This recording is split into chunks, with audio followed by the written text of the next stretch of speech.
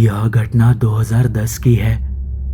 किसी काम के सिलसिले में मैं और मेरा दोस्त नामदेव घाटकोपर से वाशी जाने के लिए निकले थे।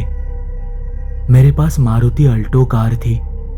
हमने रात में ही निकलने का फैसला किया और मुंबई मानखुर्द ईस्टर्न एक्सप्रेसवे से जाने का तय किया। खाना वगैरह निपटने में उम्मीद से ज्यादा देर हो गई। जब हम हाईवे पर पहुंचे तो रात के करीब 1:30 बज गए थे। एक तरफ घनी झाड़ियों का जंगल था और दूसरी तरफ तेजी से दौड़ती हुई गाड़ियां। वैसे भी उस समय हाईवे पर ट्रैफिक बहुत कम था। मैं और नामदेव आपस में बातें करते हुए आगे बढ़ रहे थे। मेरा ध्यान सामने था। अचानक कुछ दूरी पर सड़क के किनारे एक आकृति खड़ी दिखाई दी। जैसे हमारी गाड़ी उसके पास पहुंची, वह आकृति साफ होती गई। लगभग 30 साल का एक आदमी था जो पूरा खून से लथपथ था। उसने हाफ पैंट और खाकी रंग की शर्ट पहनी थी, लेकिन वह भी पूरी तरह से फट चुकी थी और लटक रही थी। वह हाथ देकर गाड़ी रोकने की कोशिश कर रहा था। मैंने गाड़ी की रफ्तार थोड़ी कम की और नामदेव को इशारा करके कहा, अरे देखना, वह आदमी गाड़ी को हाथ दे रहा है, पूरा खून से सना हुआ है। मैंने गाड़ी को सड़क के किनारे लाकर उसकी रफ्तार और कम कर दी और उस आदमी की तरफ देखा। उसकी आंखें पूरी तरह से सफेद थी। मैंने बिना कुछ कहे गाड़ी की रफ्तार फिर से बढ़ा दी। इतने में नामदेव बोला, क्या बकवास कर रहा है, पागल हो गया है क्या? और गाड़ी क्यों स्लो की थी? हमें हाईवे पर चलना है, यह समझ रहा है ना? मैंने गुस्से में नामदेव से कहा, तूने देखा नहीं वो आदमी कितना डरावना था? वो आदमी नहीं था, उसकी आंखें देखी तूने? नामदेव थोड़े चिढ़ते हुए बोला, तेरा दिमाग खराब हो गया है क्या? वहां कोई नहीं था, मुझे कुछ नहीं दिखा, मुझे डराने की कोशिश मत कर। मैं उसे समझाने की कोशिश कर रहा था और तभी कुछ दूरी पर फिर वही आदमी सड़क के बिल्कुल बीच में खड़ा दिखाई दिया। मेरी गाड़ी की रफ्तार 80 से 90 के आसपास थी। मैंने नामदेव से कहा, अरे देख, वही आदमी जो पहले दिखा था। इस पर नामदेव डरते हुए बोला, अरे कौन? किसे देख रहा है तू? गाड़ी मत रोक, बस चलाते रहे। मैंने किसी तरह उस आदमी के पास से गाड़ी निकाली और तेजी से आगे बढ़ता रहा। गाड़ी के अंदर एक अजीब सी जली हुई बदबू आने लगी, जैसे किसी जानवर को जला दिया हो। नामदेव भी उस बदबू से परेशान हो रहा था, इसलिए हम दोनों ने गाड़ी की सारी खिड़कियां खोल दी। जैसे ही हमने वाशी टोल नाका पार किया, वह बदबू धीरे धीरे कम हो गई। मैंने गाड़ी ऐरोली रास्ते से आगे बढ़ाई और जैसे तैसे सफर पूरा किया। लोग कहते हैं कि ऐसा कुछ नहीं होता, लेकिन जिन्हें यह अनुभव होता है वे ही समझ सकते हैं कि यह कितना भयानक हो सकता है।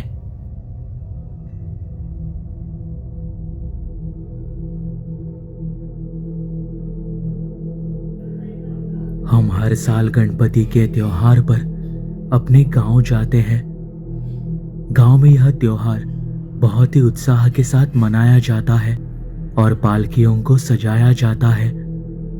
उस साल मैंने नई बुलेट खरीदी थी, लेकिन नौकरी की वजह से मुझे मनचाही छुट्टी नहीं मिल पाई। घर के सारे लोग कुछ दिन पहले ही गांव के लिए निकल गए थे। गणपति के 2 दिन पहले मुझे मुश्किल से छुट्टी मिली और मैंने बुलेट से गांव जाने का फैसला किया। धूप से बचने के लिए मैंने रात के करीब 11 बजे निकलने का तय किया। जाते समय मैंने अपने दोस्त राज से पूछा और वह साथ चलने को तैयार भी हो गया। इसलिए मैं ठाणे के रास्ते से जाने वाला था, लेकिन ऐन वक्त पर उसने मना कर दिया। आखिर में मेरे साथ रहने वाले किराएदार पांडु को साथ लेकर मैं निकल पड़ा। मेरा गांव माणगांव से थोड़ा अंदर की तरफ है।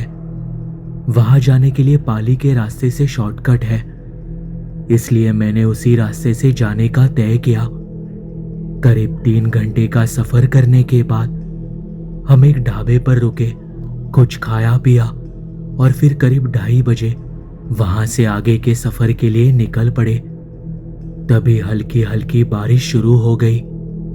हम अगले 20-25 मिनट में पहुंचने ही वाले थे, इसलिए चिंता नहीं थी। लेकिन आधा घंटा बीत गया और गांव कहीं नजर नहीं आ रहा था। कुछ समय बाद मुझे एहसास हुआ कि यह रास्ता हमारा जाना पहचाना नहीं है। रास्ते के दोनों तरफ घनी झाड़ियां उग गई थी और अंदर की ओर दिखने वाले बड़े बड़े पेड़ रात के उस गहरे अंधेरे में बहुत ही भयानक लग रहे थे। मेरे पीछे बैठा पांडु बिल्कुल शांत था। मैं बिना कुछ बोले गाड़ी चलाता रहा, लेकिन कुछ ही देर में मुझे अजीब सा लगने लगा। लगातार किसी चीज की आहट मुझे महसूस होने लगी, जैसे आसपास के पेड़ों से कुछ हमारे साथ चल रहा हो। मैंने हिम्मत जुटाकर आगे ध्यान देते हुए गाड़ी चलाई।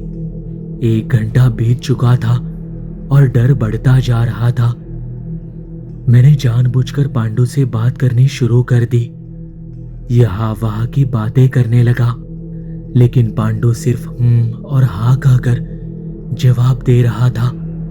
शायद उसे भी वह आहट महसूस हो रही थी। अब तो मैं और भी ज्यादा घबरा गया था। मैंने गाड़ी की स्पीड बढ़ानी शुरू की तो जो भी चीज हमारे साथ थी उसकी भी रफ्तार बढ़ गई। पेड़ से पेड़ पर छलांग लगाते हुए कुछ हमारे साथ तेजी से आ रहा था। मैंने किसी तरह हिम्मत जुटाकर बगल में देखा, लेकिन पेड़ों की सिहरन के अलावा कुछ नहीं दिखा। पांडु भी खामोश था, जिससे मैं और ज्यादा डर गया। लेकिन मैंने गाड़ी की रफ्तार कम नहीं की और वैसे ही चलाता रहा। धीरे धीरे सुबह होने लगी तो मुझे थोड़ी राहत महसूस हुई। कुछ समय बाद हम पाली के मंदिर के पास पहुंच गए।